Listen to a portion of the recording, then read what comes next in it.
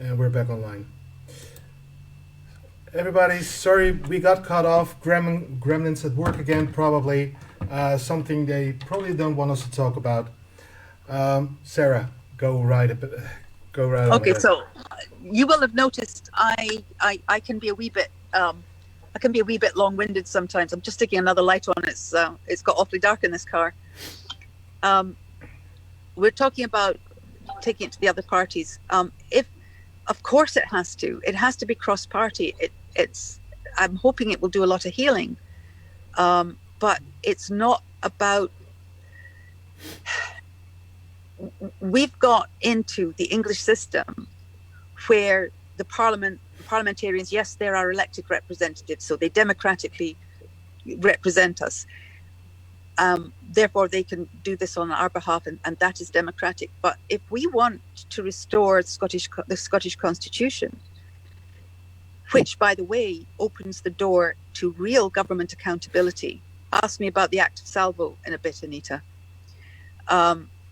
It means that there's a keeping of accounts, that as long as the government behaves within the parameters that are set, which we can talk about if you like, then they can carry on. But this other body, the Convention of the Estates, and the people, as the whole nation, makes sure they don't. Now think of the things that we can put a stop to in terms of human rights and civil rights that are not allowed to be tampered with, and weren't in Scotland from 1592, not allowed. That by having this body that is not the Parliament, that does not concentrate you take the power of the people that is supposed to be vested in the people, and you say, okay, to the politicians, you've got that now. That belongs to you now as soon as you're elected. So you're both sovereign over the people and representing the people. That's what's wrong with the English system. And it wasn't the Scottish system. That's a terrible combination. So what we need to do is ask our elected representatives to support the principle of this power that's vested in the whole nation, not just in them. It doesn't mean it's not vested in them. They're part of the nation. They're one of the communities of Scotland.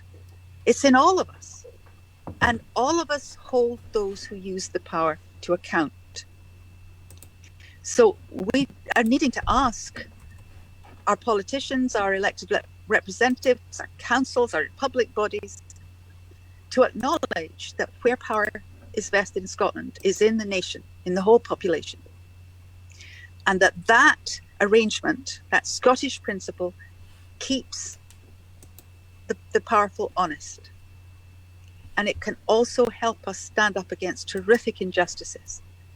And it's, I was talking to an SNP MP that I'm a great admirer of, who is a huge supporter of citizens' assemblies, and we were talking about the way in which this is actually a kind of blueprint, for a real citizens' assembly, and what that could do, and how it could manage, that kind of balance between those that are using power and those that are lending it, and those that are, and keeping an eye and the old Convention of the Estates used to draw up legislation for the Parliament, and it was sometimes block legislation. And it would stop them raising taxes too high.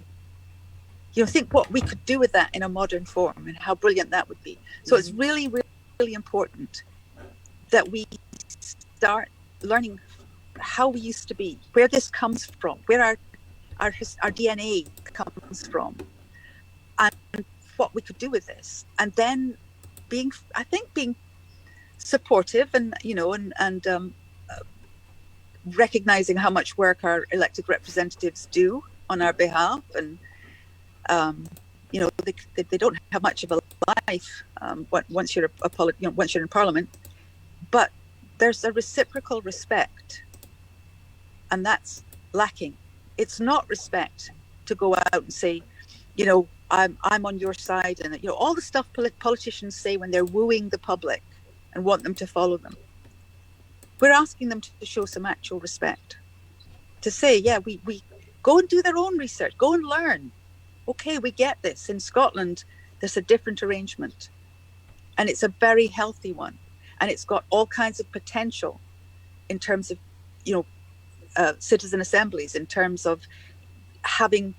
I've got a sort of meme I would like to put on the assemblies when they eventually form, which is disclosure, discourse, informed consent. We don't rely on let's not even get into the media. We don't rely on the propaganda machine. We get to hear from all sides properly. We get to talk about it in the old assembly form, where we question and we come back and we hear witnesses, and we can get the very, very best information that we can. We can make recommendations to the Parliament, and we can do an awful lot more research and go into things in an awful lot more detail than those guys in Parliament can do but they're absolutely rushed all the time. They can't possibly know in depth all that they need to know about the most important subjects. So those assemblies could do wonderful work. And from those you would have, along with your public bodies and probably some MPs, you'd have your convention of the estates, your assembly of the communities of Scotland, to keep those with power honest and to make sure that the people's interests, ordinary people, are being properly represented, and there's no corruption, and there's no. You see where I'm going? So if that's what we want, we can't afford to ask our politicians to do it for us, because we're throwing it back out immediately. This is something we haven't known about ourselves. It's very new that the parliamentary records came back into Scottish ownership. They were published online by St Andrews University, with I think Stirling University's involved under an amazing guy called Keith Brown. And so we could actually look at these records, and he was one of the people saying, the picture of government in Scotland that we've been given, that we've had handed down to us, is completely false. So it's sort of like, imagine that you'd had amnesia and you suddenly got your memory back, and you discovered you'd had a completely different life and you were a whole different person than the one everybody's been telling you were. That's kind of our position. So we've got something to do to find out again who we are and why this matters, and let's not use the English route and say that that's the claim of right. It's not. Just to ask, there we go. Question from Kev Riley. Isn't this sovereign will of the people of Scotland expressed every time we vote? Well, let me ask you a question. How do you, if you vote for somebody who then goes and does something absolutely corrupt, how do you go about arresting them? Good point there. Point taken. So the sovereign will of the people is expressed when you have a mechanism by which, so long as those you vote for are keeping to the contract with the people, that is, they're not breaking the Scottish Constitution, they're not breaking civil law, they're not breaking the laws on human and civil rights. All of that is protected under the Scottish Constitution. If you cannot arrest them or impeach them or sack them and replace them, if they do that, then what are you talking about being sovereign for? And you cannot if you give your sovereign rights to your elected representatives and you can't get them back, and you can't act on them if your faith in that politician is violated, you're not sovereign at all. That's not what sovereignty is. That's representative democracy. That's not sovereignty. No, you got a point there, definitely. Just for everybody else watching, if you have questions for us to put to Sarah, please let us know. I'm sure you'll have an opinion. I'm sure you have a lot of questions, so please let us know. Anita. Right, tell us about Salvo. I was reading about it this morning, but you tell us.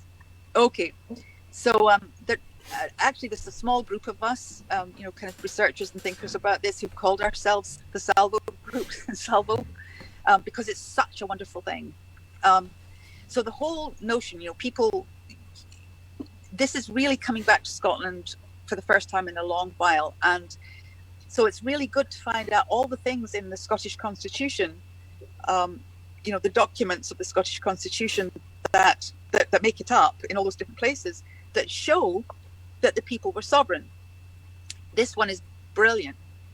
From 1592, at the end of every parliamentary session in Scotland, something called salvo was offered.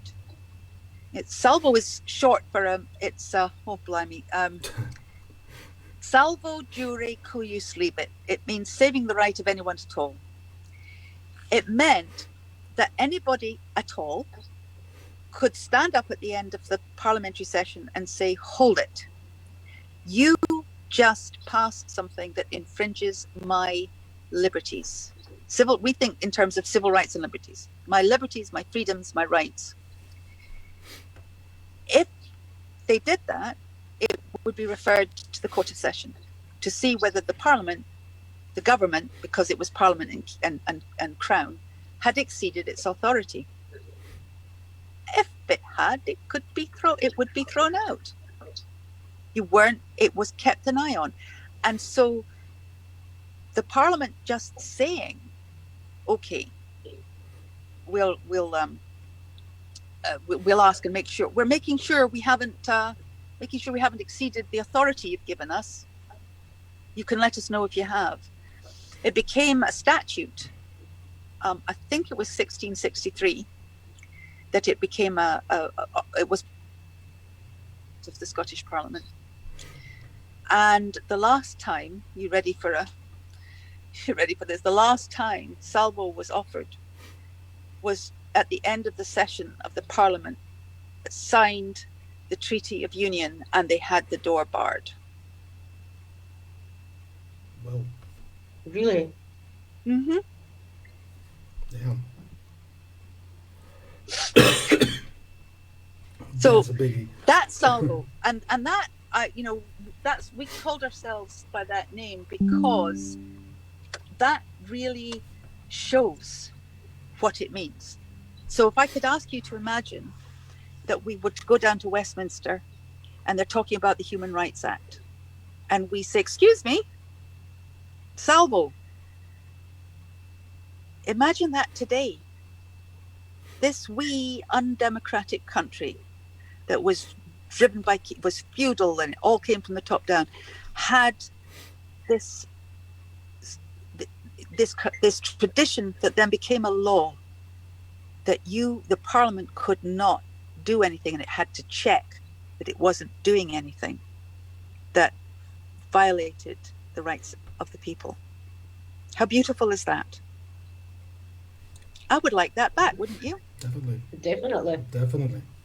100%. We got a question from Judith Reed. Explain how we can. Hi, Judith. Explain how we can use this for the better of our country. How would our representatives support and push this forward? Well, what we need our representatives to do is acknowledge that under the Scottish Constitution, sovereignty is vested in the nation, and that it cannot be vested in our representatives because that denies the nation the right to exercise its sovereignty. That this has to come from the people. It has to come from the whole nation. And here's a way that we could maybe get them on board. If you saw people's reaction to hearing about this on Saturday, you know the power of this. You know where it speaks to the heart so powerfully. That is a fire and a fuel that no political representatives can afford to ignore. Look what that does to people. Look how it reanimates and brings hope and enthusiasm to the people, and the commitment to get back up and try again. So take that away from people, and you're taking away something that could really drive the whole movement, the whole indie movement, really transform it like the phoenix coming out of the flames.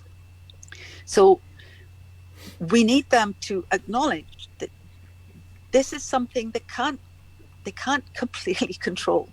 This is something where Alex Salmond used to say, I had the privilege of interviewing him for a party election broadcast I made for the SNP, the very last one before the first Holyrood elections. And he said on camera,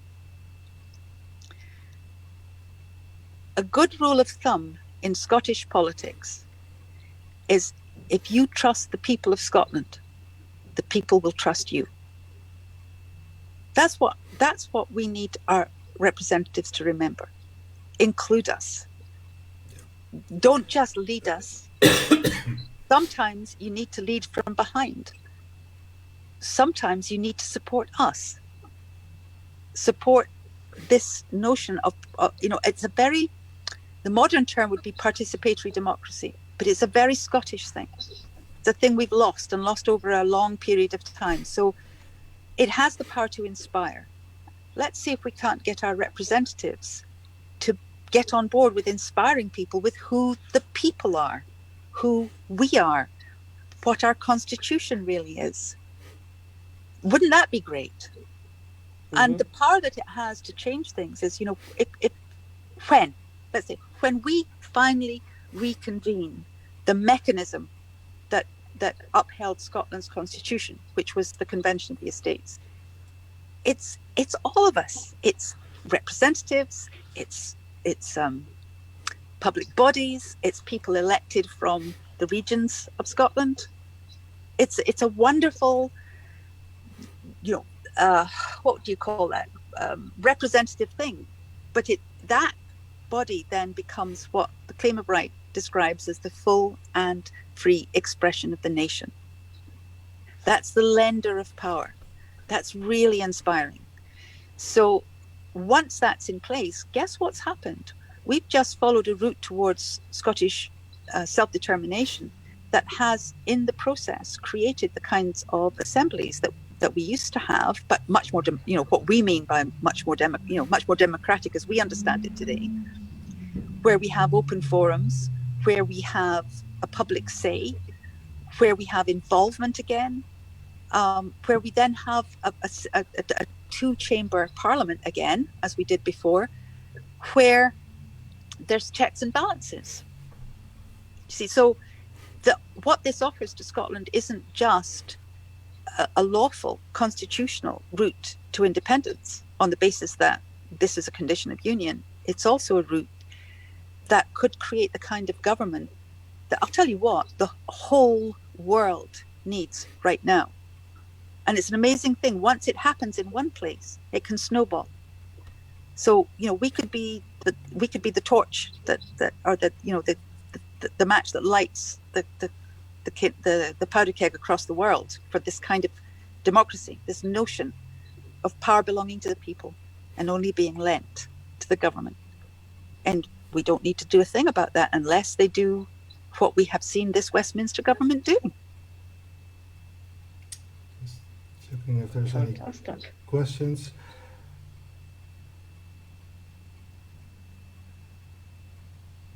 No. I'm going to look to see if there's any.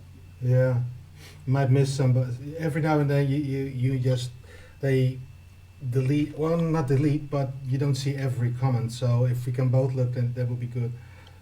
I do see. Let's have a look down here. I do see a comment by Ali Just Ali. When Martin Keatings went to court for Indy, it was said it is not for the pursuit to stand in the shoes of parliamentarians, which in fact was incorrect because the people are sovereign. That's right. There was a bit of truth in that, actually. What the court was really saying, or should have said more clearly, is there is no court in the land that can make the constitution. That is for, in Scotland, it's for the people, the Convention of the Estates, the Assembly of the Communities, and the Parliament, which of course we don't have back yet, and the Parliament to do. In England, the Parliament does make the Constitution. The Parliament does decide the Constitution, or, they can change things that are, they could, under English law, under Parliament could change the Magna Carta if it wanted. That's why this government is throwing away the Human Rights Act and limiting the right to protest. And it knows it can go ahead and do deals with give 37 billion pounds to their pals for, COVID whatevers that none of which worked. It's just, they gave the money away, or let their pals, I think the Treasury reckoned at one point it was owed, the last time I looked, it was owed something like 300 billion. They in fact, they've got aspirations to become a fantastic tax haven, while our kids are going hungry. And that was always the danger of the English system. It was the danger with a tyrant of a king, and it's the danger with a tyrant of a parliament. Whereas in Scotland, we had a balance to that. We had a check against that. But what the court was saying to Martin Keating was, we can't impose, we can't make the Constitution. And what you really need to say is, excuse me, you're quite, no, you don't make the Constitution. Is this Scottish Constitution not protected as a condition of the Union? And if it is, therefore, is this not unlawful under the Scottish Constitution? Was I all over the place, or did I answer? No. It wasn't even a question. It was a comment that she made. So, Kev RaLei says the Swiss run frequent referendums during the 5-year terms. Yeah. I don't know if that's a question in there or something, but Kev, just let us know if you mean a question by that. If it's a suggestion that we could do the same, I think so. One of the exciting things, if we can get the communities of Scotland, I mean, that's all of them, behind this, and we can get to the point where we are reconvening this. And by the way, it starts by having hearings on the basis of the Scottish Constitution to determine whether that law has been broken. And then that means really, really examining these issues that are different in Scotland, and whether they've been completely ignored and we've been subjected to the kind of tyranny that the claim of right talks about. And I don't think that's a hard answer, but it has to be done properly. It has to be gone through. There's a lot of pain and frustration that needs to come out. The people need to be able to express what this has done to us and why. But then we come to the really exciting part. You do your venting, and then you move on and you get positive. And that's where we start discussing, well, how are we going to do this? And that's really exciting. How do we do this? How many assemblies do we maintain? How do they work? Do we have a jury system? Can we have frequent referenda so we know what people are thinking? Can we make sure that we've got these assemblies so that people get really good information so that they can vote? They have in Switzerland, if they are found not to have been given enough information, the referendum is declared invalid. It's brilliant. That would be a lovely thing. We could talk. There's so many fantastic things that we could talk about, including as part of the free and full expression of the nation. And why not? A question by Joe Gibson. Will Sara and Anita be at Arbroath this weekend? Yeah. Yes. And I'll be here with this. And if you can see it properly. There you go. 3 hours sovereign, use the claim of right, 1689. Love and it. On the back, we have Albafest. Now, maybe Sara could tell us a wee bit about Albafest as well. Well, this is where I have to be a bit.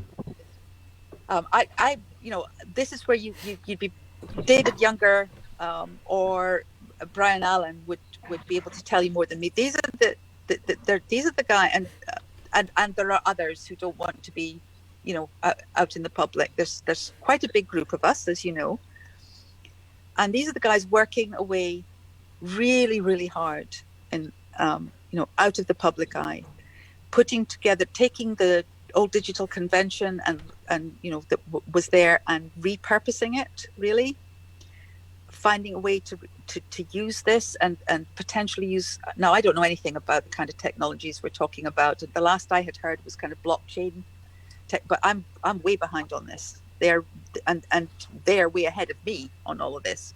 But the notion is that they're putting together, and I'm supporting in any way I possibly can, the creation of digital assemblies through, it's a company, what do you call it, CIC, community interest company, which is also a kind of source, a center for music and culture and art, which have always gone hand in hand with, we'll call it, I don't know what to call it.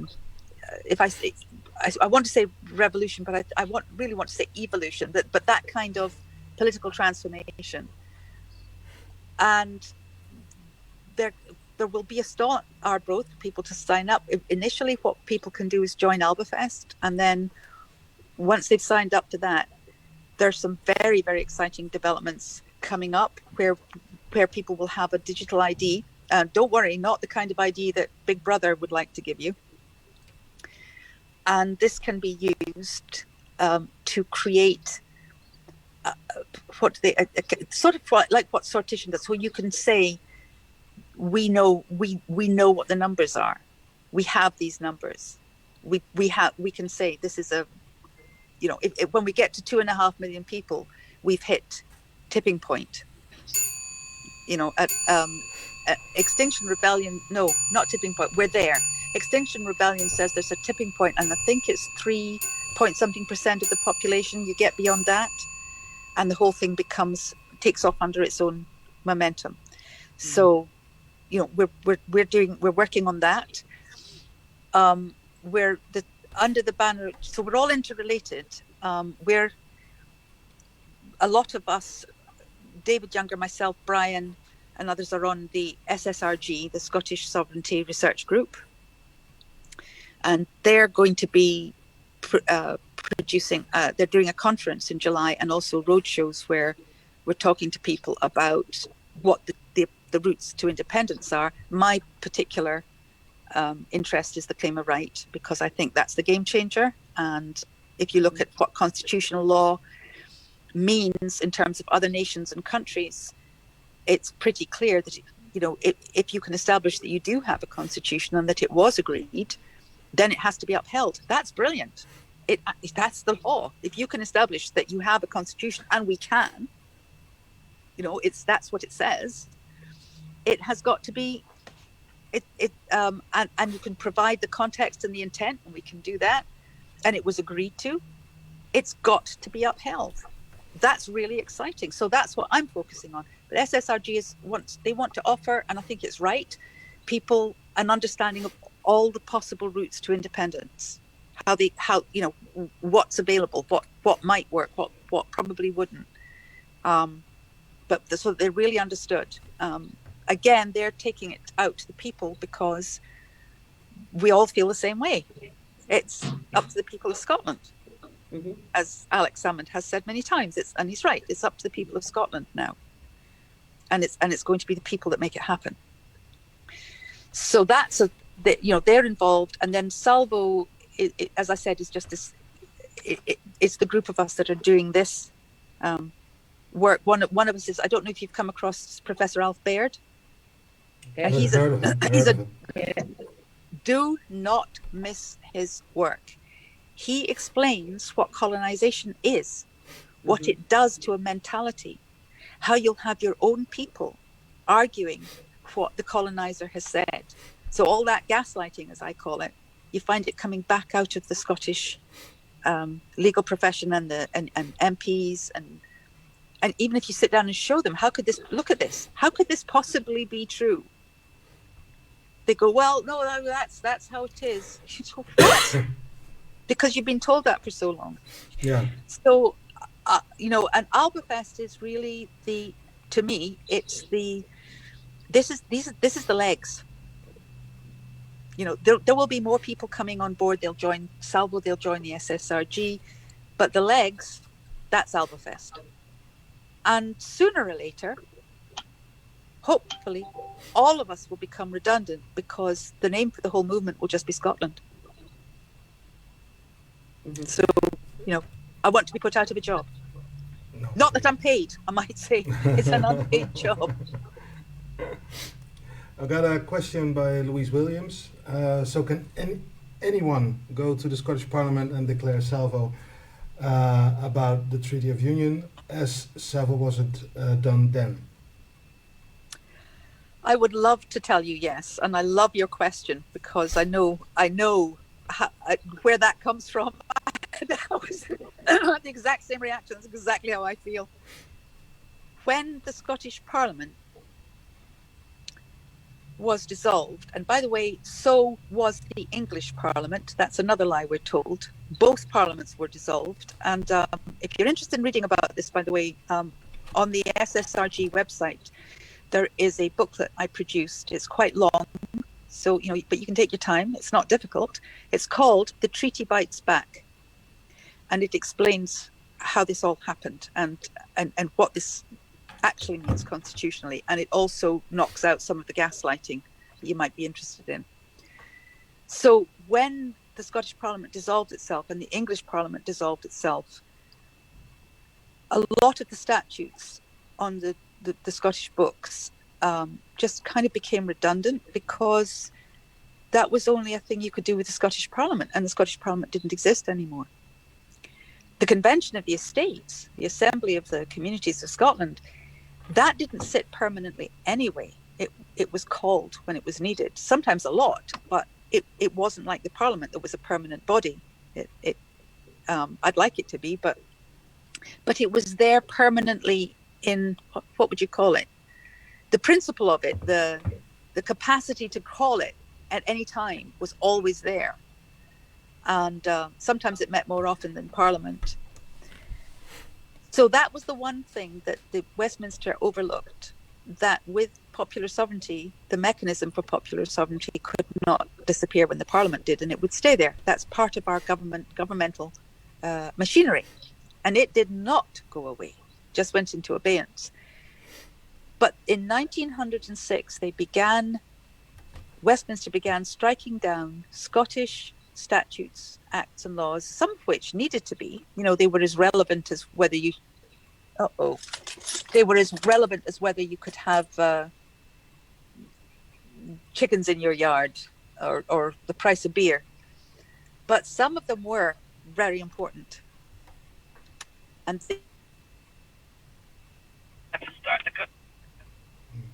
you just froze and you don't have sound. Losing it.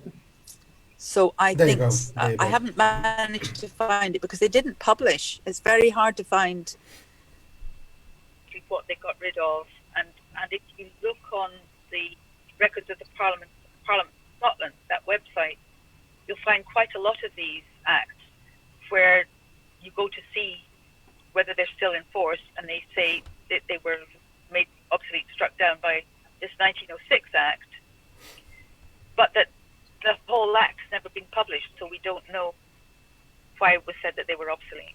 So there's a lot of beautiful Scottish legislation, a lot of nonsense, but a lot of beautiful Scottish legislation that has just been struck down and therefore disappeared. So most lawyers would tell you that it had gone into disuse, and I'm sad to tell you that, but that's the case. But it doesn't mean we can't bring it back, and I think we should. Definitely. I see there's another question here for Kev RaLei. Why would we replace the democratic will of the people with an unelected quango? We wouldn't. We wouldn't dream of it. Only a mad person would do that. There you go. I'm not going to go back over everything I've said. The way that the elections are held, and if you're not in favour of a citizens' assembly, you're not. But lots of people are. Joanna Cherry, for one, is a massive favour of them. I think favour of them. She's SNP. Douglas Chapman's another.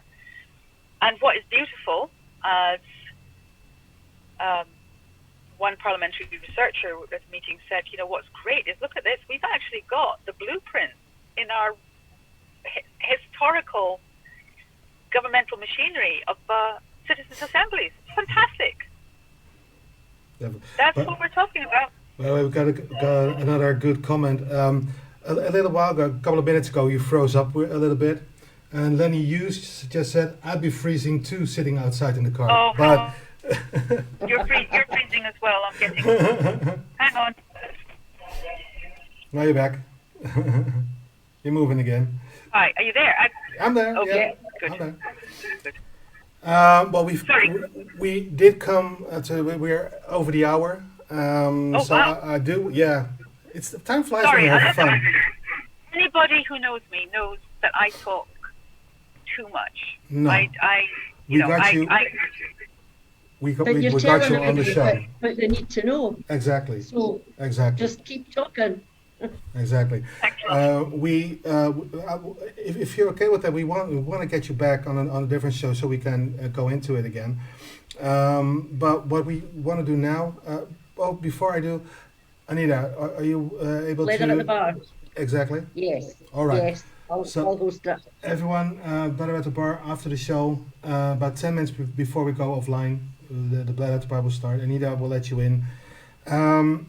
But what we want to do now, Sarah, we always do, is go around the panel for final comments. So, go ahead. Final comments for tonight.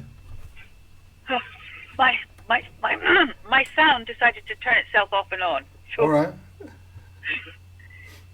Can you just repeat that last thing again? What we do normally is after the show we go around the panel for final comments. So, what can you say for final comments for tonight? Look, just really, thanks. What a pleasure to talk to you and to be allowed to caver on without anybody saying, okay, can we just get back to the point here, because that is, something that I quite rightly find is done, and be lovely to go on talking about it. And the only thing I'd like to add is I'm really looking forward to getting people to start working together, and we've got great with immense imagination and creativity in Scotland, and I can't wait to see that energy being put into that creativity and that imagination and what we can do and what we can make of our country, instead of fighting other indie supporters because I don't like Alec or I don't like Nicola. We'll just leave Scotland to go to hell then, shall we? While we duke it out. Exactly my point. I've been saying that for 4 years now on the show.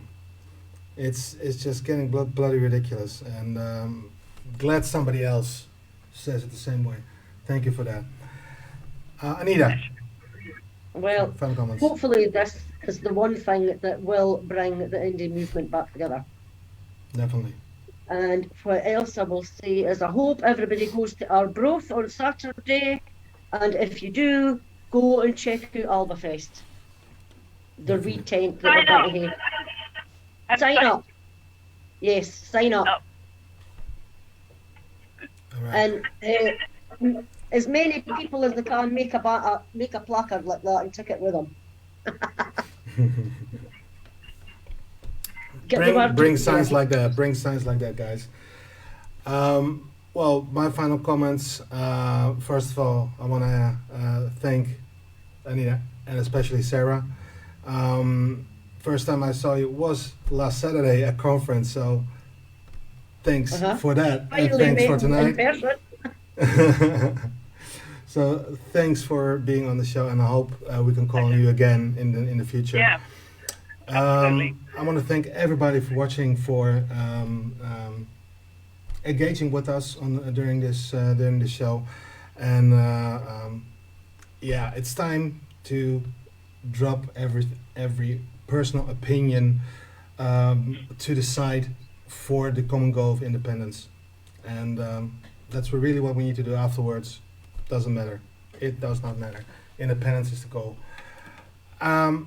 Thank you everybody for watching. Like I said, about 10 minutes after we go offline, we will open the chat up for the Bladder at the Bar, and hope to see you all next week again. Probably Colin will be back by that time. So he'll be doing his rants. You'll be able to enjoy his rants again. Thank you again for watching, and see you then. Bye bye. Right.